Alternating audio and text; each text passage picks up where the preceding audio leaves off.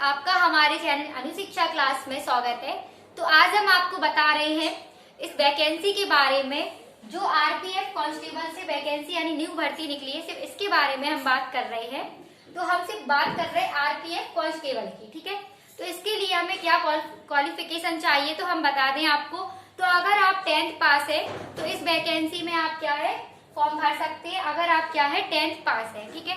तो ये क्या है, ये वैकेंसी है उनके लिए जो क्या है 10th पास है, तो वो भी इस फॉर्म यानी इस वैकेंसी में फॉर्म भर सकते हैं, ठीक है। अब हम बात कर रहे हैं इसके लिए एज क्या मांगी है, ठीक है। अगर आपकी एज क्या है, अगर आपकी एज 18 साल से लेके कहाँ तक 28 ईयर, ठीक है। अब ये तो बात हो रही है 20 ईयर किसकी, यानी 28 ईयर है जनरल वालों के लिए, ठीक है। तो एज इसके लिए क्या है, अगर आपकी एज क्या है 18 से 28 साल तक के बीच में है तो क्या है आप इस फॉर्म को भर सकते हैं, ठीक है।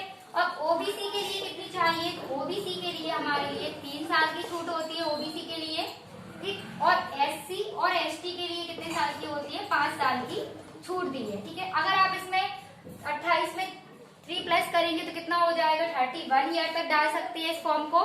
अगर आप इसमें 28 में +5 करेंगे तो कितने साल हो जाएंगे, 33 साल। तो एससी और एसटी वालों के लिए क्या है, ये फॉर्म 33 साल तक भर सकते हैं। और ओबीसी वाले कितने साल तक, 31 साल तक भर सकते हैं। और जनरल वाले क्या है 28 साल तक इस फॉर्म को भर सकते हैं, अगर आप क्या कर रहे हो 10th पास हो, ठीक है। अब तो ये बात हो रही है सिर्फ इसमें हमने आपको बताया कि एज के लिए क्या करना, ठीक है। एज इसमें कितनी मांगी इस फॉर्म में, तो ये तो बात हुई हमारी एज की। अब हम बात कर रहे हैं कि टोटल वैकेंसी आरपीएफ में कितनी निकली है और फॉर्म कब से भरना स्टार्ट है और उसकी लास्ट डेट कब है। तो टोटल वैकेंसी इसमें निकली है 4208 इसकी वैकेंसी निकली है। टोटल वैकेंसी जो आरपीएफ कांस्टेबल की बात हो रही है सिर्फ, ठीक है। तो कितनी वैकेंसी निकली है, 4208। अब बात कर रहे हैं हम इसके फॉर्म कब से स्टार्ट है, तो फॉर्म शुरू कब से है इसके भरना, तो ये है हमारे 15 अप्रैल से। कब से है फॉर्म भरना स्टार्ट, तो 15 अप्रैल से इसके फॉर्म भरना स्टार्ट है, ठीक है। और लास्ट डेट इसकी कब है, 14 मई। तो लास्ट डेट क्या है इसकी, 14 मई है। और भरना कब से स्टार्ट है फॉर्म, 15 अप्रैल से, ठीक। और जो भी यानी 10th पास हो इस फॉर्म को आरपीएफ कांस्टेबल को भर सकता है। अब हम बात कर रहे हैं इसमें हाइट कितनी है और इस फॉर्म में भरने के लिए हमें क्या क्या चाहिए है क्या नहीं चाहिए, इसके बारे में हम आपको आगे वीडियो में बता रहे हैं।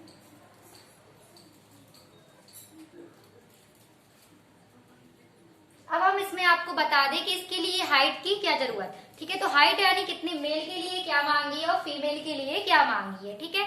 तो आरपीएफ कांस्टेबल की बात हो रही है तो मेल के लिए हम बता दें आपको हाइट, तो जो जनरल ओबीसी और ईडब्ल्यूएस में उसके लिए हाइट कितनी है, 165 सेंटीमीटर है, ठीक है। और जो एससी और एसटी में उसके लिए है 160 सेंटीमीटर, ठीक है। यानी 165 सेंटीमीटर किसके लिए, जनरल ओबीसी और ईडब्ल्यूएस के लिए है। और जो एससी और एसटी में उसके लिए 160 सेंटीमीटर मेल के लिए हाइट है, ठीक है। अब हम बात कर रहे हैं इसमें, ठीक है, चेस्ट क्या मांगा है इसमें, तो एससी और एसटी वालों के लिए कितना है 76.2 से लेके 81 सेंटीमीटर तक। और जो जनरल ओबीसी और ईडब्ल्यूएस यानी मेल के लिए, ठीक है, उसके लिए 80 से 85 सेंटीमीटर, ठीक है। अब फीमेल की हम बात कर रहे हैं किसके लिए, हाइट के लिए। तो फीमेल में जनरल ओबीसी और ईडब्ल्यूएस की हाइट कितनी मांगी है, तो फीमेल की बात हो रही है तो 157 यानी कि 157 सेंटीमीटर। और जो एससी और एसटी में आते हो यानी फीमेल की बात हो रही है तो उनके लिए कितनी मांगी है 152 सेंटीमीटर, ठीक है। तो ये तो हाइट की बात हुई। अब हम इसमें ये जानेंगे कि इस वैकेंसी को करने के लिए हमारी सैलरी कितनी मिलेगी और इसमें हमारा सिलेबस क्या होगा, तो ये हम आपको बताएंगे।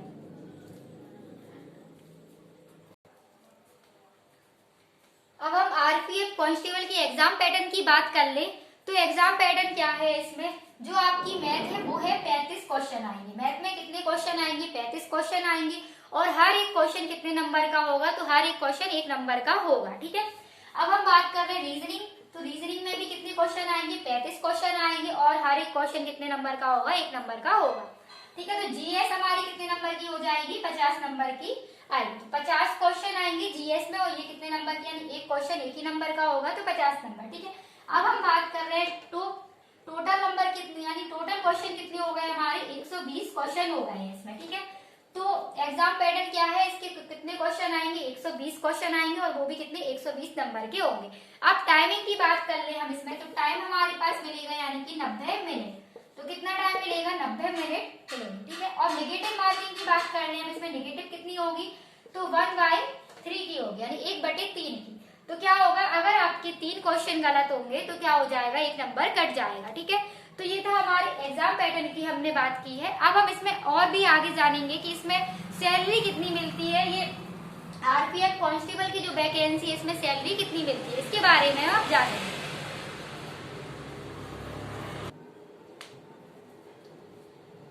अब हम आपको बता दें कि इसमें सैलरी कितने में, ठीक है। तो सैलरी इसकी क्या हो सकती है, 26,200 से लेके कहाँ तक, 32,030 तक इसकी क्या होगी, सैलरी रहेगी, ठीक है।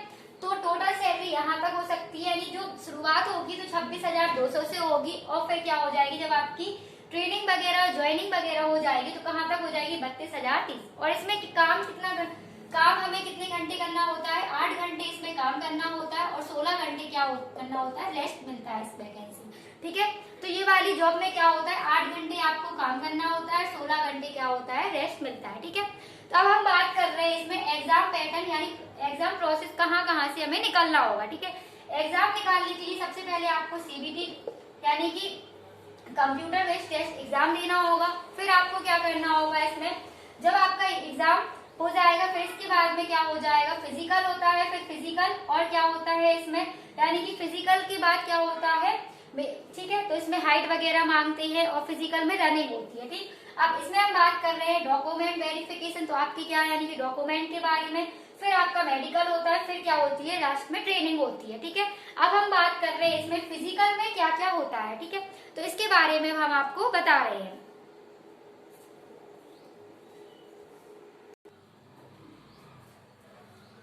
अब हम बात कर रहे हैं इसकी फिजिकल के बारे में। तो मेल के लिए फिजिकल क्या होगा और फीमेल के लिए क्या होगा, ठीक है। तो इसके बारे में हम आपको बता रहे हैं।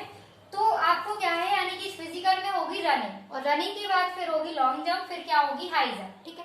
तो और इसमें भी क्या होगा, इसमें भी रनिंग होगी, फिर क्या होगी लॉन्ग जंप और हाई जंप, ठीक। अब हम बात कर रहे हैं रनिंग।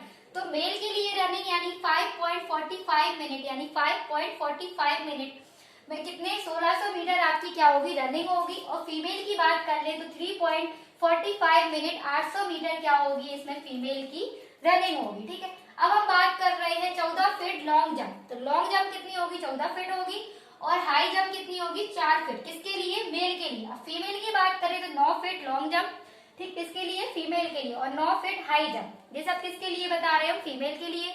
और मेल के लिए हमने क्या बताया, 4 फीट हाई जंप। तो आज की क्लास में हमने आपको आरपीएफ कांस्टेबल जो न्यू वैकेंसी निकली इसके बारे में बताया है। और ये सेशन आपके लिए बहुत ही इंपॉर्टेंट है, और यानी कि जो 10th पास है इसके लिए वो फॉर्म भर सकता है आरपीएफ कांस्टेबल, ठीक। तो आज की क्लास में इतना ही। अगर आप लोग चैनल पर नए आए हो तो चैनल को सब्सक्राइब करें, वीडियो को लाइक करें और शेयर करें।